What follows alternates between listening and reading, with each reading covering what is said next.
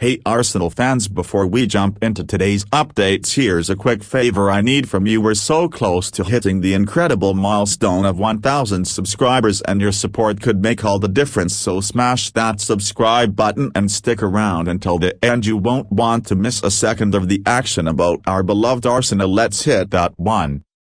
Together. Mikel's post-match press conference after Arsenal's 2-0 defeat to Newcastle in the Carabao Cup semi-final was filled with a mixture of disappointment, reflection and resolve. The loss meant the Gunners' hopes of lifting another trophy this season had been dashed, and Arteta was quick to acknowledge the weight of the setback, with their focus now shifting entirely to the Premier League and UEFA Champions League. Arteta spoke candidly about what went wrong and how his team would respond, reflecting on the match. Arteta admitted that the team had entered the game with high hopes, believing they could turn the tide around. We had so many expectations and we knew we had to generate momentum, especially in the first half. He said the match got off to an almost surreal start, with Newcastle coming close to scoring early only for a goal to be ruled out. Arsenal then had their moments, with Martin Deard creating significant chances, but they failed to capitalise. We didn't take the next chance and then they scored in that changed the game. Arteta explained. The manager noted that despite creating a couple of good opportunities, Arsenal struggled to find their rhythm and fell behind in the second half. We started to fight more as the game went on, but we didn't create enough situation. He said we didn't establish ourselves enough in the final third and the game started to slip away from us. Arteta was particularly critical of his team's inability to maintain composure. Normally we're much more settled, but today we were a little unstable, especially when the game became more chaotic. When asked about the performance of Alexander Isak, who impressed for Newcastle with his skill and movement, Arteta didn't shy away from acknowledging the Swedish striker's talent. Isak is a very talented player. He's shown his quality in both matches against us and he was very effective in his play, he said, offering praise without hesitation. While Arsenal had their own moments of brilliance, they ultimately couldn't match the efficiency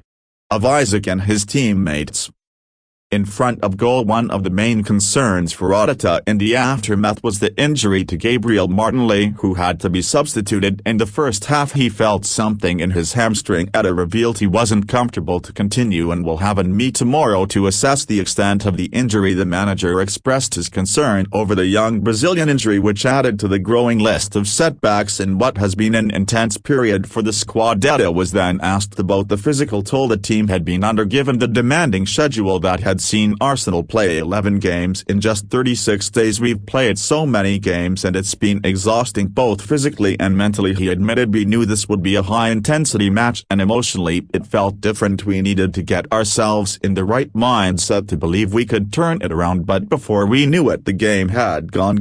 Despite the frustration of the defeat, Arteta was determined to focus on the positives moving forward. When you get to the semi-finals and don't make it to the final, it's tough, he said, but we have to swallow this, accept it and move on. There's nothing we can do about it now, but we must look ahead. We'll recharge in Dubai and come back stronger because there's still a lot to play for. The loss to Newcastle was a bitter blow, but Arteta didn't shy away from discussing the bigger picture. This is hard, especially with the expectations we had. We knew the challenge we faced and the result we brought from London made the task even harder, but there's no point dwelling on it. We've just got to accept it, digest it and look forward, he reflected. The Gunners now have their eyes set firmly on their remaining trophies and the challenges that lie ahead in the league. In Europe, the Emirates Stadium is alive with excitement as rumours intensify about João Felix's potential move to Arsenal. At just 25, the Portuguese forward has already showcased his exceptional talent to across Europe, combining technical brilliance with a touch of magic. Currently under contract with Chelsea until 2031, Felix is now being linked with a dramatic transfer across London. His nickname, the Golden Boy, perfectly encapsulates his creativity, precision and versatility, qualities that would blend effortlessly with Arsenal's dynamic and youthful attack. As Mikel's side continues to evolve, the idea of Felix wearing the iconic red and white kit is an enticing prospect. Felix's journey has been one of resilience and adaptability, traits that align with Arsenal's Arsenal's determination to reclaim their place at the pinnacle of English football, from his meteoric rise at Benfica to adjusting to the tactical intensity of Atletico Madrid and the fast-paced nature of the Premier League at Chelsea. He has consistently thrived under pressure. A potential partnership with Bukayo Saka and Martin Dearad could elevate Arsenal's attack, adding an extra layer of unpredictability and brilliance with the January transfer window fast approaching. Speculation is mounting. Could Felix be the final piece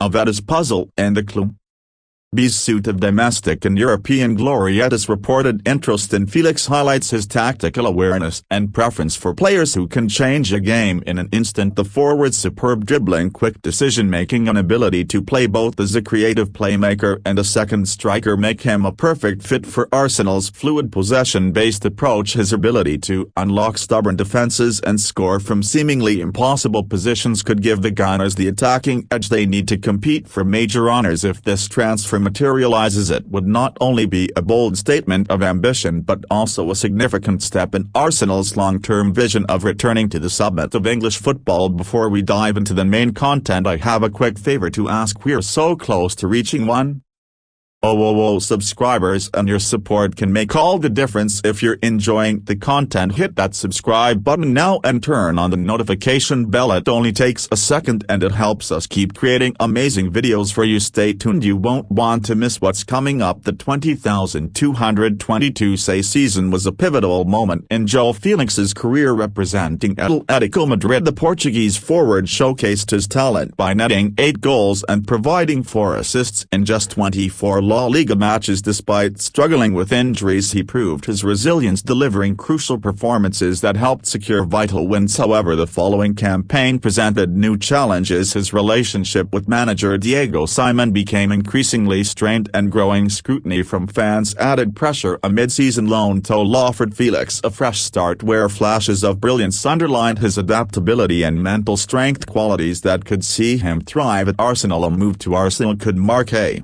defining chapter for both the player and the club. While Felix hails from Portugal, his playing style, graceful and versatile, shares similarities with the flair of Gabriel Jesus and Gabriel Martinelli, potentially adding a new dynamic to Arsenal's front line. Under Mikel Arteta's guidance, he could develop into a key figure, merging European technical finesse with creative freedom to elevate the team's attack. This transfer would represent more than just strengthening the squad. It would signal Arsenal's determination to reclaim their Premier League dominance and reassert themselves as a major force in English football. Could this be the moment Felix cements his legacy in Arsenal's rich history? The prospect of Felix joining the Gunners raises fascinating questions. Could he be the missing piece in Arsenal's pursuit of silverware, or does the move come with considerable risk? His undeniable technical brilliance and ability to produce magical moments suggest he could be a game-changer. However, concerns linger about his consistency, particularly under the intense